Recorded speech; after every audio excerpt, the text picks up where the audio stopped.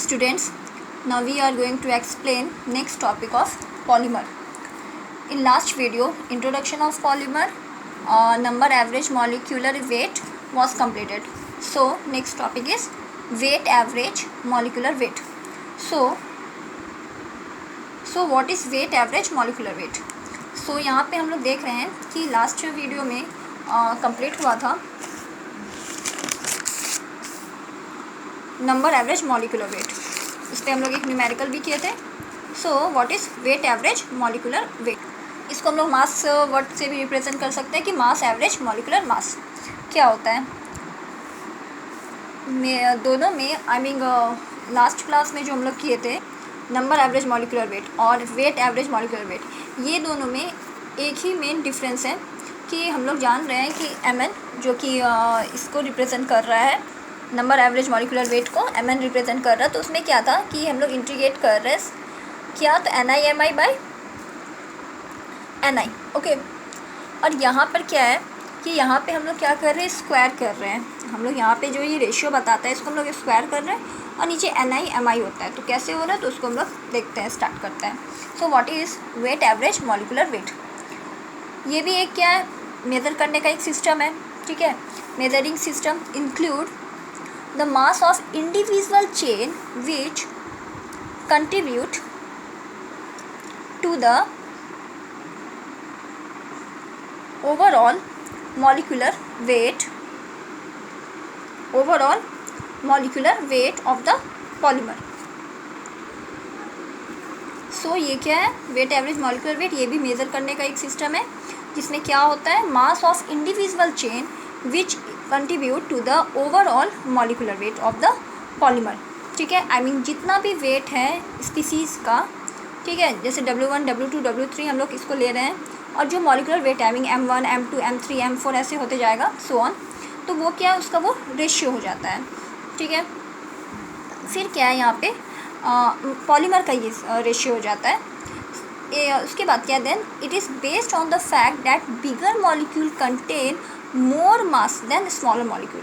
ये बात तो क्लियर है कि पॉलीमर का वेट बहुत ज़्यादा होता है क्योंकि ये मैक्रो मॉलिक्यूल से कंसिस्टेंट बना हुआ रहता है. सो यहाँ पे क्या है कि बिगर मॉलिक्यूल जो होता है उसका क्या होता है, मास डेफिनेटली ज़्यादा होगा किसके कंपेयर में, स्मॉलर मॉलिक्यूल्स के कंपेयर में.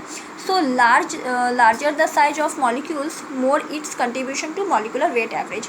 तो इससे एक और बात क्लियर हो रहा है कि अगर मॉलिक्यूल्स का साइज ज़्यादा है तो वो और ज़्यादा कंट्रीब्यूट कर पाएगा मॉलिकुलर वेट एवरेज. ये इस डेफिनेशन को, ये जो वेट एवरेज मॉलिकुलर वेट है इसको ज़्यादा क्या होगा, कंट्रीब्यूट कर पाएगा.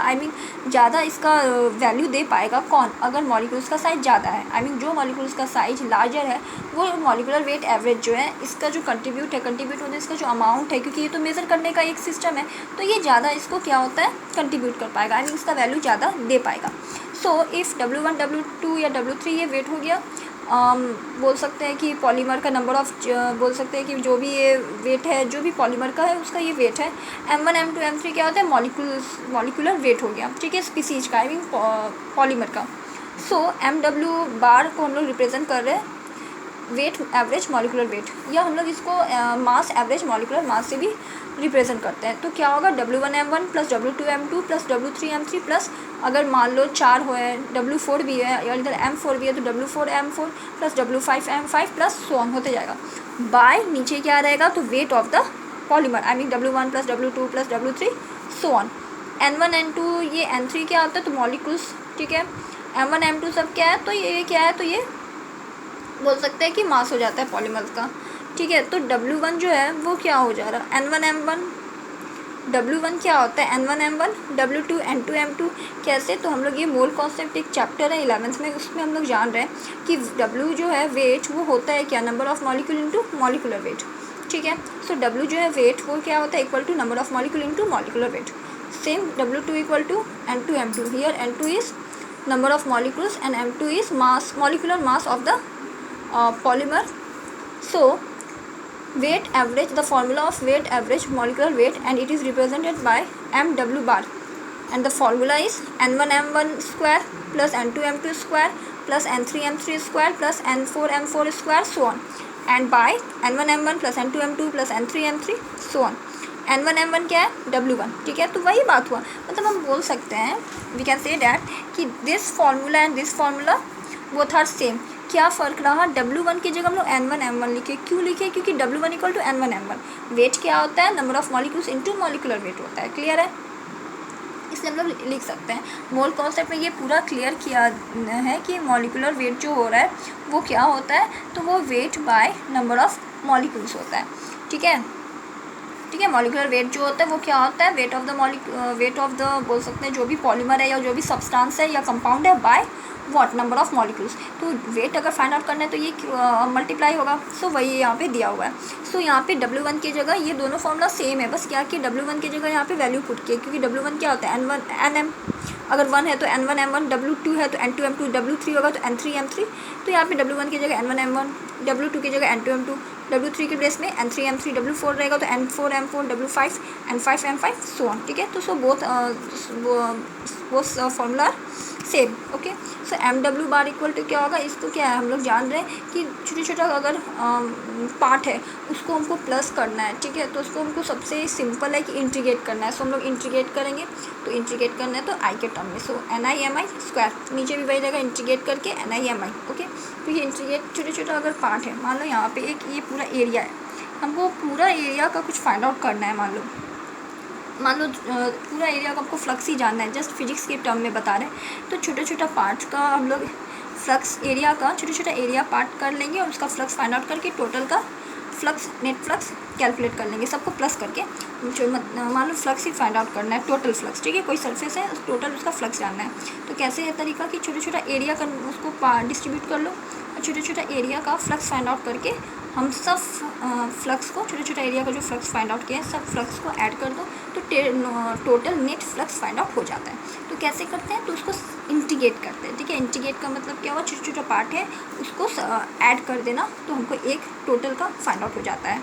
कोई भी एरिया हो या फ्लक्स हो या बोल सकते करंट हो या कोई भी डाटा, कोई भी टर्म, सो इंटीग्रेट किया जाता है। सो NI/MI का स्क्वायर, स्क्वायर बाय इंटीग्रेट करेंगे NI/MI, आई के टर्म है, क्योंकि इंटीग्रेट करें तो 1 2 3 4 ये तो सो ऑन होते ही जा रहा, सो आई कर देते हैं हम लोग, ठीक है। तो ये हमारा फाइंड आउट हो गया। नेक्स्ट हम लोग स्टार्ट करेंगे degree of polymerization. What is degree of polymerisation? So next topic is degree of polymerization. ये टर्म से ये क्लियर हो रहा है कि ये एक रेशियो होगा, किसका रेशियो होगा, तो molecular weight of polymer by molecular weight of monomer, ठीक है। Molecular weight of polymer by molecular weight of monomer. Monomer polymer क्या होता है, ये हम फर्स्ट वीडियो में पॉलीमर जब डेफिनेशन बता रहे थे तो उसमें बता दिए थे कि क्या होता है कि मोनोमर रिएक्टेंट को बोल रहे हैं, लेकिन क्या होता है मोनोमर में एक ही रहता है, वही क्या होता है बॉन्ड ब्रेक होते जाता है, फ्री रेडिकल बनते जाता है और ये चेन लॉन्ग चेन में कन्वर्ट होते जाता है। तो और जो बनता है product that is known as polymer, और जो रिएक्टेंट है जिससे ये काम हो रहा बॉन्ड ब्रेक हो रहा that is known as monomer. So degree of polymerisation क्या होता है, it is a ratio of molecular weight of polymer by molecular weight of monomer, ठीक है।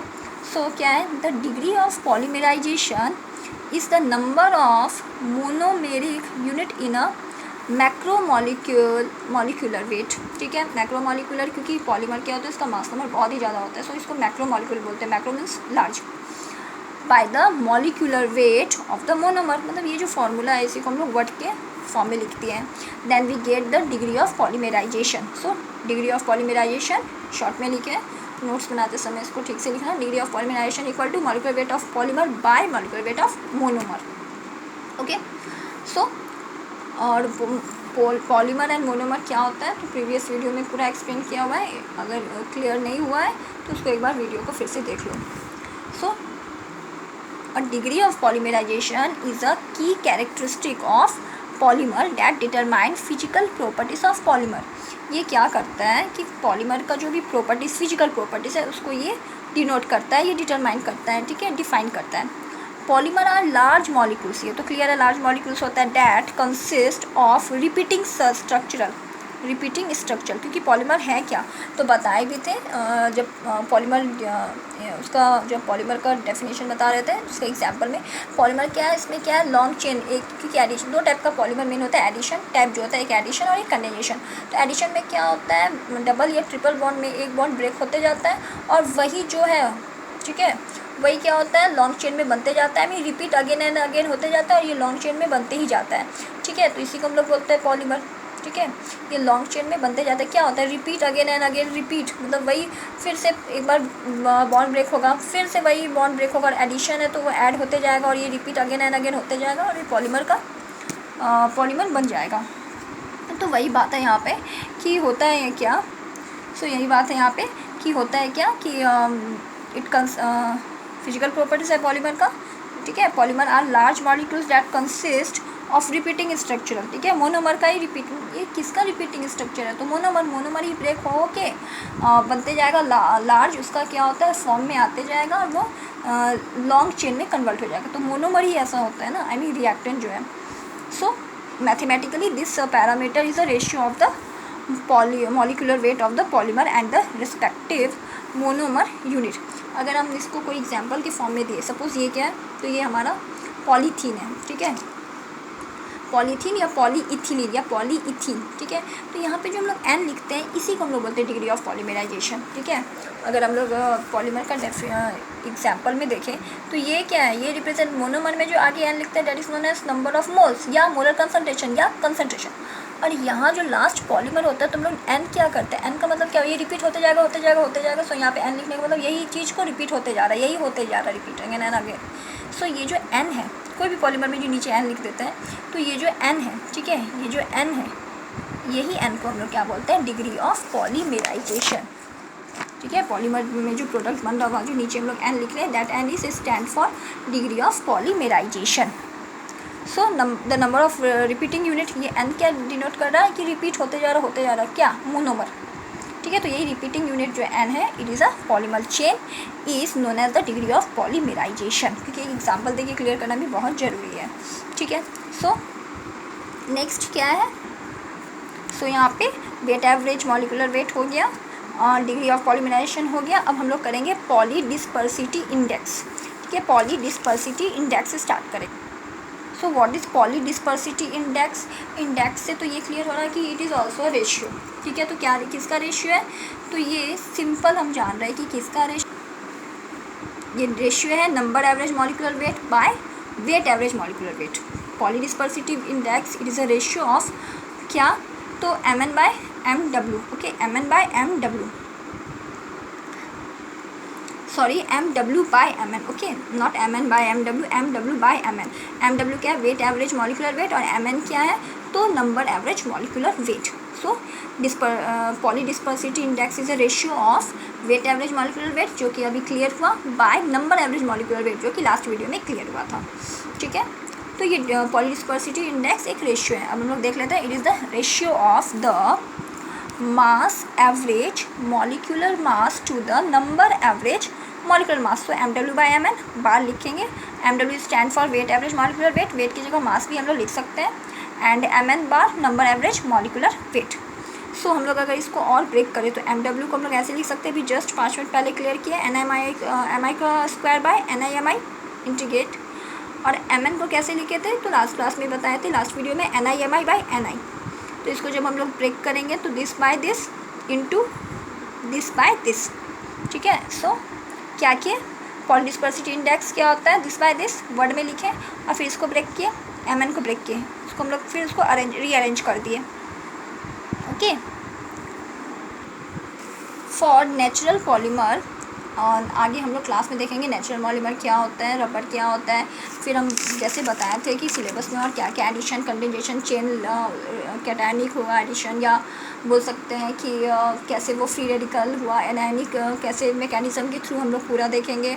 फिर उसके बाद कंडेंसेशन का जितना भी टाइप्स रहता है, पॉलीविनाइल PVC, फिर पॉलीथीन, ये सब का पूरा मैकेनिज्म डिटेल में हम लोग आगे देखेंगे। ठीक है, तो यहाँ पे क्या है, for natural polymer PDI polydispersity index is usually equal to 1। ये याद रखना, नेचुरल पॉलीमर का पॉलीडिस्पर्सिटी इंडेक्स क्या होता है, 1 के बराबर होता है। आई मीन मॉलिकुलर वेट जो है बाय नंबर वाला जो एवरेज है वो क्या होता है, बाय 1 होता है। ठीक है, मतलब mw बाय mn जो होता है वो इक्वल टू 1 हो जाता है। क्या होता है, weight average molecular weight by number average molecular weight जो होता है नेचुरल, बोल सकते हैं कि नेचुरल पॉलीमर का वो क्या होता है, 1 हो जाता है। ठीक है, सो नेचुरल पॉलीमर का पॉलीडिस्पर्सिटी इंडेक्स जो होता है 1 होता है। आई मीन बोल सकते हैं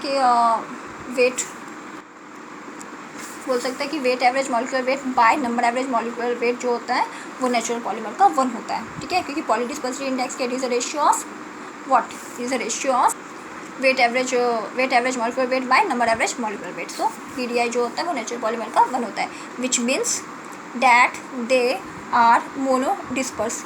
इन अदर वर्ड्स बोल सकते हैं कि पॉलीमर जो होता है वो ज़्यादा होमोजीनियस होता है, ठीक है। अब हम लोग देखते हैं डिस्पर्सिटी क्या होता है, मोनोडिस्पर्स क्या होता है, पॉलीडिस्पर्स क्या होता है, देन पॉलीमर, उसके बाद हम लोग नेक्स्ट टर्म सब देखते रहेंगे। सो ये हम लोग क्या है नेक्स्ट क्लास में, आई मीन नेक्स्ट वीडियो में हम लोग क्लियर करेंगे व्हाट इज डिस्पर्सिटी, मोनोडिस्पर्स, पॉलीडिस्पर्स। तो ये जो पॉलीडिस्पर्सिटी इंडेक्स है ये पूरा यहाँ तक हम लोग को लिखना है, पीडीआई इक्वल टू बाइडिस्पर्स पॉलीमर, यहाँ तक पूरा है। बट हम लोग नेक्स्ट क्लास में डिस्पर्सिटी स्टार्ट करेंगे। अगर ये क्वेश्चन आ रहा है कि व्हाट इज पॉलीडिस्पर्सिटी इंडेक्स, ठीक है, ये क्वेश्चन आया कि व्हाट इज़ पॉलीडिस्पर्सिटी इंडेक्स, तो ये पूरा हम लोग को लिखना ही है। साथ में हम लोग को ये पूरा यहाँ तक पीडीआई 2 तक पूरा कंप्लीट करना है, तब जाके ये पॉलीडिस्पर्सिटी इंडेक्स कंप्लीट होगा। ओके।